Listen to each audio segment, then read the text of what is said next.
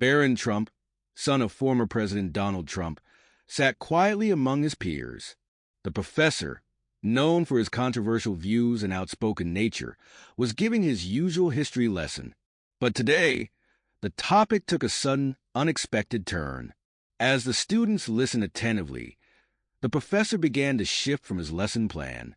With a smirk on his face, the professor glanced around the room and said, "You know, some people just don't belong in certain places.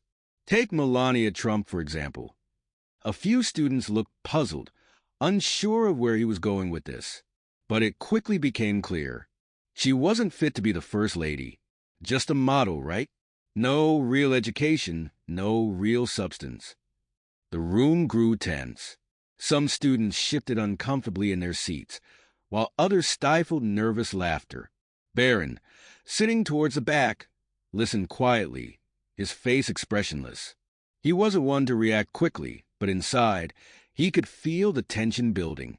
His mother was being ridiculed in front of his classmates, and it didn't sit well with him.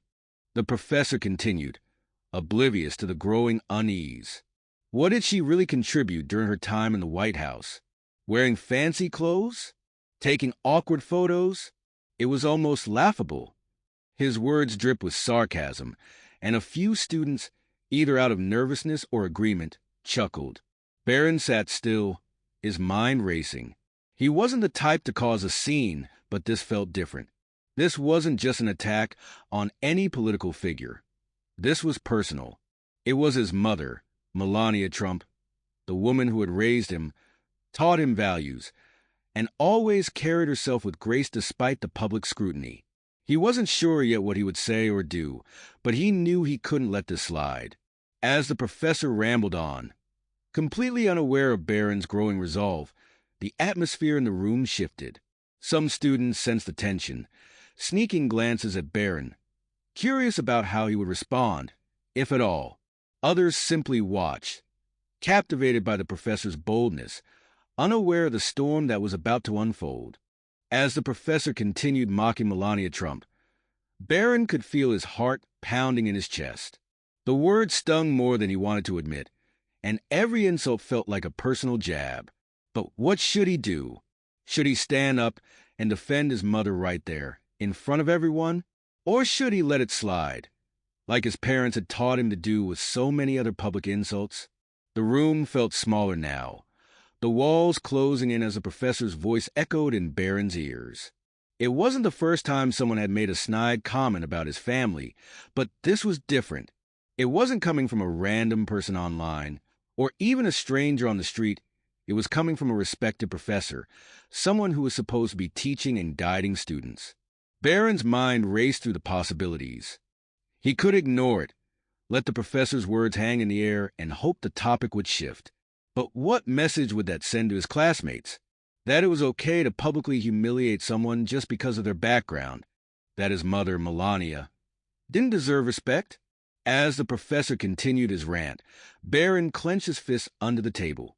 He was never one to seek attention, but he knew he couldn't stay silent this time. He owed it to his mother and to himself to say something. But what? The right words escaped him, but the emotion behind them was building, and he knew he couldn't hold it in much longer. Around him, his classmates seemed to hang on the professor's every word. Some were nodding in agreement, while others looked unsure, possibly sensing that this was crossing a line. But no one was saying anything. The room felt heavy with silence, broken only by the professor's voice, as he continued mocking Melania's accent, her fashion choices, and even her past. Barron took a deep breath. The tension inside him was growing, and he felt a strange sense of clarity. This wasn't just about defending his mother. It was about standing up for what was right. He couldn't let the professor's words go unchallenged. He had to do something, and he had to do it now. Barron stood up slowly, the sound of his chair scraping the floor cutting through the professor's lecture. The room went silent. All eyes turned to him. The professor paused, clearly not expecting anyone to interrupt him, especially not Barron Trump. "Excuse me." Barron's voice was calm, but there was an edge to it. The professor raised an eyebrow, intrigued by this sudden interruption. He crossed his arms, leaning back slightly, as if daring Barron to speak. "Is there something you want to add, Barron?" the professor asked, his tone laced with condescension. Barron took another deep breath, gathering his thoughts. He knew this wasn't going to be easy, but he also knew it was necessary. "Yeah, actually there is," Barron replied, his voice steady but firm. "You can have your opinions about my family. You can disagree with my dad's politics. But you don't get to stand up here and mock my mother in front of everyone." The room was still. The professor's smirk faded slightly, as if he hadn't expected Barron to speak up so confidently. Some of the students exchanged surprised glances, while others leaned in, eager to see where this was going. "My mom," Barron continued, "is more than just a public figure. She's a human being. She's a mother, a wife, and she's done more than you know. And even if you don't like her or agree with her, that doesn't give you the right to insult her like this." The professor opened his mouth to respond, but Barron wasn't finished. "We're here to learn," Barron said, his voice growing stronger. "Not to listen to you make fun of people who've done nothing to deserve it. You might not like my family, but you should at least respect that everyone deserves to be treated with dignity." The room was silent, the weight of Barron's words hanging in the air. The professor, who moments earlier had been full of smug confidence, now seemed taken aback. He hadn't expected Barron to stand up, let alone challenge him, so directly in front of the class. For a moment, the professor said nothing. He simply stared at Barron, his expression unreadable. The other students waited, holding their breath, unsure of what would happen next. Would the professor lash out? Would he try to make a joke out of it? The tension in the room was palpable. Barron's words echoed, creating a silence so thick that you could hear a pin drop. The professor's face shifted from surprise to an attempt at regaining control. He was clearly rattled by Barron's unexpected stand, but being a figure of authority, he couldn't afford to lose face in front of his students. Clearing his throat, the professor tried to muster a response. "Look, Barron," he started, his voice less confident than before, "this is a classroom, and we discuss many public figures. Sometimes criticism is part of that. It's not personal." But Barron wasn't backing down. "It is personal," he said firmly, his gaze locked onto the professor's. "You didn't criticize. You mocked. There's a big difference. You weren't teaching us a lesson in history or politics. You were trying to humiliate someone who isn't even here to defend herself." A few students nodded quietly, clearly agreeing with Barron, but too afraid to speak up. The professor shifted uncomfortably, realizing that he had crossed a line, but still unwilling to admit it. "I'm sure Melania Trump is more than capable of defending herself," he said, trying to sound dismissive. "She's in the public eye, after all." Barron shook his head, his calm demeanor unwavering. "She shouldn't have to. Just because someone is in the public eye doesn't mean they should be ridiculed for things that have nothing to do with their character or contributions. My mom has shown grace and dignity in the face of criticism. Maybe you could learn from that." The professor's face tightened, and he glanced around the room, sensing that the mood had shifted against him. He wasn't used to being challenged, especially not by one of his students. But Barron's words struck a chord, not just with the class, but with the professor himself. Deep down, he knew Barron was right. Still, the professor wasn't ready to back down completely. "We'll move on," he said with a slight wave of his hand, trying to regain control of the class. But the damage was done. His attempt to brush off the situation didn't go unnoticed.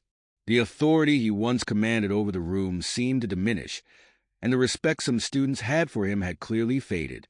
Barron sat back down slowly, his point made, but the tension still lingered. He hadn't stood up to make himself look good. He had stood up because it was the right thing to do. And as the professor fumbled to resume his lecture, it was clear that Barron had won this silent battle. Once the professor awkwardly resumed his lecture, the classroom atmosphere felt drastically different. What had been an intense, uncomfortable moment now settled into a heavy silence.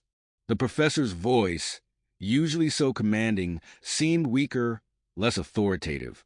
His earlier mockery of Melania Trump hung over the room like an unspoken cloud, and no one could forget Barron's calm yet powerful rebuttal. Students whispered to one another, exchanging glances as the professor continued his lesson. Some of them looked at Barron with a newfound respect, while others seemed conflicted, unsure whether they agreed with him or not, but impressed by his courage nonetheless. It was clear that Barron had earned a new level of regard among his classmates. He wasn't just the son of a famous figure anymore. He was someone who had the bravery to stand up for what he believed was right. The lecture dragged on, with many of the students' minds drifting away from the topic. They were still processing what had just happened, and it was clear that the professor was, too. His usual confidence seemed shaken, and though he tried to pretend as if nothing had occurred, everyone could tell that Barron's words had affected him. By the time the bell rang, signaling the end of the class, most students quickly gathered their things, eager to leave. But a few lingered behind, curious to see what Barron would do next. Some of them wanted to talk to him, maybe even commend him for standing up to the professor, but no one seemed brave enough to break the lingering tension. As Barron packed up his things, he noticed a few classmates giving him nods of approval. He wasn't one to seek validation, but it was good to know that some of them understood why he had done what he did. He gave a small nod in return, acknowledging their silent support. Just as Barron was about to leave the room, the professor called out to him, "Barron, can I speak to you for a moment?" The room, now mostly empty, went completely quiet. Barron stopped, his backpack slung over one shoulder, and turned to face the professor. He wasn't sure what to expect, but he wasn't afraid either. He had said what needed to be said, and there was no turning back now. The professor stood by his desk, looking more serious than before. "I want you to know," he began, his tone softer, "that I respect you for standing up for your beliefs. That takes guts." Barron wasn't sure how to respond. Part of him appreciated the professor's words, but another part of him couldn't forget the mockery that had led to this moment. "Thanks," Barron said simply, unsure of where this conversation was headed. The professor hesitated, as if choosing his next words carefully. "Look, I may have gone too far today," he admitted, though his tone lacked full sincerity. "But you have to understand, in my position, sometimes we push boundaries to get people thinking." Barron raised an eyebrow, unimpressed.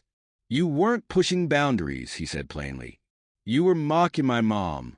There's a difference." The professor fell silent, clearly caught off guard by Barron's continued straightforwardness. After a moment, he nodded.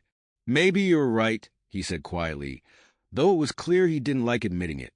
Barron didn't need an apology. What mattered most to him was that he had stood up for his mother, for what was right. Without another word, he turned and left the room, leaving the professor to reflect on his actions. By the time Barron left the classroom, the incident had already begun to spread around the school.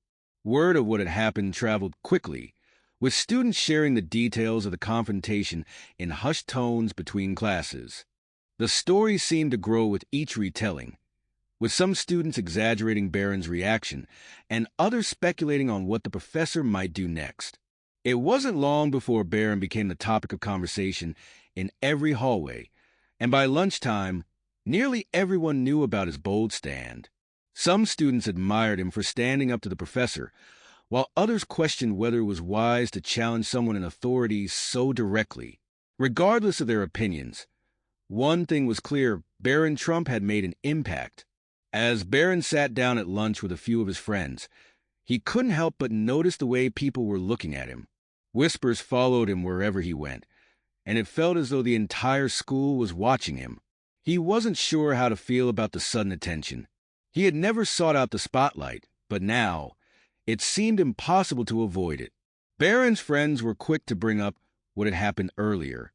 "Dude, that was insane," one of his friends said, his eyes wide with admiration. "I can't believe you said that to Mr. Grayson. No one's ever stood up to him like that." Barron shrugged, trying to play it down. "It wasn't that big of a deal," he said quietly, not wanting to make it a spectacle. But deep down, he knew that what he did had changed something, not just for himself, but for everyone who had witnessed it. Another friend leaned in, whispering, "You know people are talking about this all over school, right? They're saying Mr. Grayson's been trying to keep a low profile ever since." Barron didn't respond right away, taking a bite of his lunch and processing the ripple effects of his actions. The confrontation had clearly left its mark, not just on the students, but on the faculty as well. Some teachers were likely discussing it too, and Barron couldn't help but wonder how this would impact his remaining time at school. As the lunchtime buzz continued around him, Barron's phone buzzed with notifications. He glanced down and saw texts from classmates, some congratulating him, others asking him about the confrontation. But then, there was a message that caught his attention. It was from his father, Donald Trump. Barron's heart skipped a beat as he opened the text. He wasn't sure if his father had already heard about what had happened, but the timing was too coincidental to ignore. The message was brief but supportive. "Heard about what happened today. Proud of you for standing up for your mom. Stay strong." Barron couldn't help but smile slightly. It wasn't often that his father sent messages like that, and knowing he had his support made a difference. It reminded him that no matter how much scrutiny his family faced, they were always there for one another. As Barron put his phone away, he felt a renewed sense of confidence. He didn't stand up for his mom for praise or recognition, but knowing that his father and his classmates respected what he had done gave him a feeling of pride. Still, he knew that the story wasn't over. There was more to come, and the attention this incident had sparked would follow him for a while. In the days that followed, Barron noticed that the way people interacted with him had shifted. Some students were more friendly and open, clearly impressed by his stand against Mr. Grayson. Others, perhaps intimidated by his family's public profile, kept their distance. But the one thing that remained constant was the sense that Barron had crossed the threshold. He had stood up not only for his mother, but also for the principle that no one, regardless of their public status, should be ridiculed without reason. And in doing so, he had gained the respect of his peers. But not everyone was pleased with how things had unfolded. Mr. Grayson, the professor, had become noticeably more subdued in his lectures. His once confident and authoritative presence was now tinged with a sense of hesitation, as if he was constantly second-guessing himself. It was clear that Barron's confrontation had left a lasting impact on him, and he was more careful with his words during class discussions. A week after the incident, Barron was called into the principal's office. He had expected this, knowing that the confrontation had likely reached the ears of the school administration. As he sat in the office, waiting for the principal to address him, he wondered what would come next. Would he face repercussions for challenging a teacher, or would the school try to brush the incident under the rug? The principal, a stern but fair woman named Mrs. Peterson, sat across from Barron and regarded him carefully. "Barron," she began, her voice measured, "I've heard about what happened in Mr. Grayson's class. I understand that it was an intense moment, but I want to hear your side of the story." Barron recounted the incident, explaining how Mr. Grayson had mocked his mother and how he felt compelled to speak up. He didn't embellish the details or try to make himself look heroic. He simply told the truth. Mrs. Peterson listened intently, nodding occasionally. When Barron finished, she took a moment to respond. "It's never easy to stand up to authority, especially when it involves a personal matter," she said thoughtfully. "I respect the fact that you did it with composure and respect. However, we do have to be mindful of how we address these situations moving forward." Barron wasn't sure what that meant, but he remained quiet, waiting for her to continue. "Mr. Grayson has been spoken to about his behavior," Mrs. Peterson continued. "It's important that our teachers create an environment of respect in the classroom, and that includes how they speak about public figures. I believe that both you and Mr. Grayson have learned something from this experience." Barron nodded, relieved that it seemed like the situation was being handled fairly. He wasn't looking for Mr. Grayson to be punished. He just wanted the mocking to stop. "You won't be facing any disciplinary action," Mrs. Peterson added. "But I hope you understand that we encourage respectful dialogue, even in difficult situations." Barron left the office feeling lighter. The incident had come to a close, and he was grateful for the way it had been resolved. He had stood up for his mother, made his point, and earned the respect of his peers and even the administration. As he walked out of the school building that day, Barron felt a sense of calm wash over him. He had learned a valuable lesson about standing up for what's right, and he knew that this experience would stay with him for a long time. The story of Barron Trump standing up to his professor spread beyond the school, capturing the attention of the media and the public. It became a symbol of courage and standing up for family values, reminding everyone that no matter who you are, it's important to speak up for what you believe in. Barron, however, remained grounded. For him, it was never about the attention or the headlines. It was about doing what was right. And as life went on, he knew that this moment would serve as a reminder of the power of standing up with dignity and respect, no matter the situation.